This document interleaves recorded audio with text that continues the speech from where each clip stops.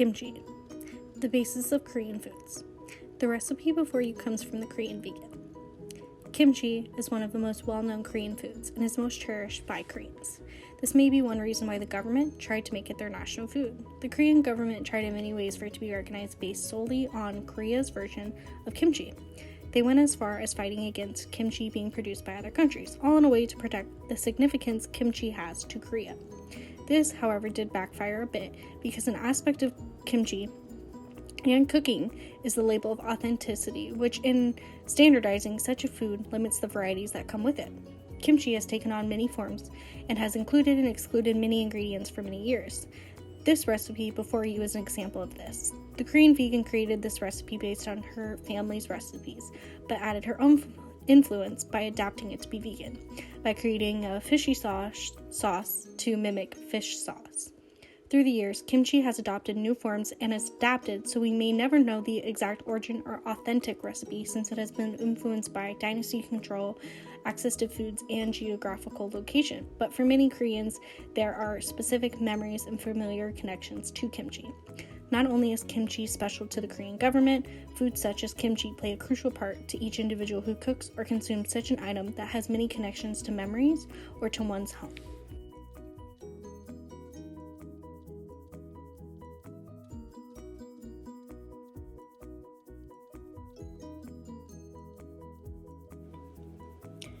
Throughout the course, we've examined the many struggles Koreans faced around food, whether it be the ability to obtain ingredients, find the time to cook, or Koreans facing the social constructs and pressures when moving to another country.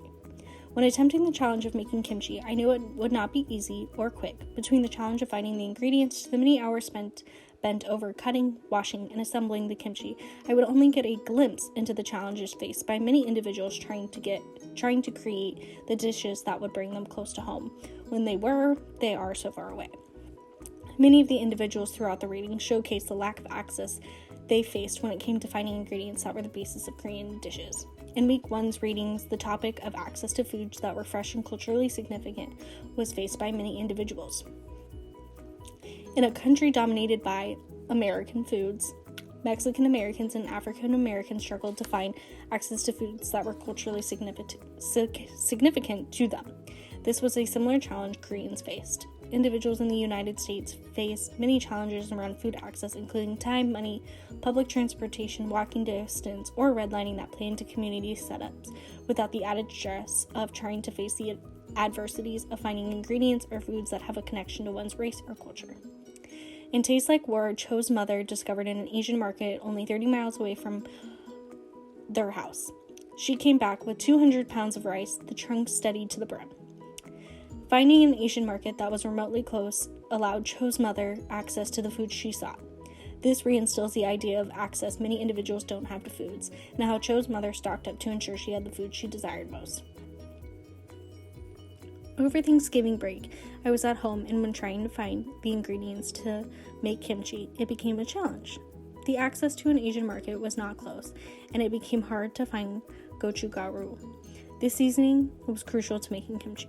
I ended up being able to order it online, but this rearose the issue of access to food and ingredients that are not in the normal scope of foods carried in the average grocery store.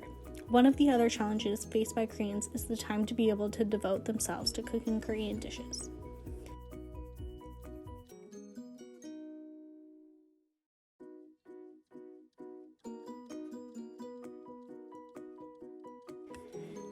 In addition, dedication and time play a large role in Korean dishes. My attempt at kimchi took about a day to prep, wash, and assemble, consuming the entirety of my day. In addition to the day of making the kimchi, the fermentation process of about a week plays into a factor of time. I realized close to the end of producing the kimchi the time it took to prepare such a dish. In Cooking America, Eating Korean, military brides struggled to find the time to devote to Korean dishes when they were consumed by American dishes. They had no chance to learn because they were preoccupied with cooking American foods for their families. For these women, learning to cook American food had the result in blocking their acquisition of Korean cooking skills. For many military brides, foregoing their ability to develop Korean cooking skills was consumed by American cooking. The time to devote to Korean cooking was very limited or non-existent when trying to learn how to cook American foods. As I made kimchi, I realized truly how hard it would be to try to cook for a family only consuming American foods while simultaneously making Korean food to connect to one's home. Let alone, many of these women did not know how to cook Korean dishes either. Many women had to forego their connection to home through food to try and be the homes for their families.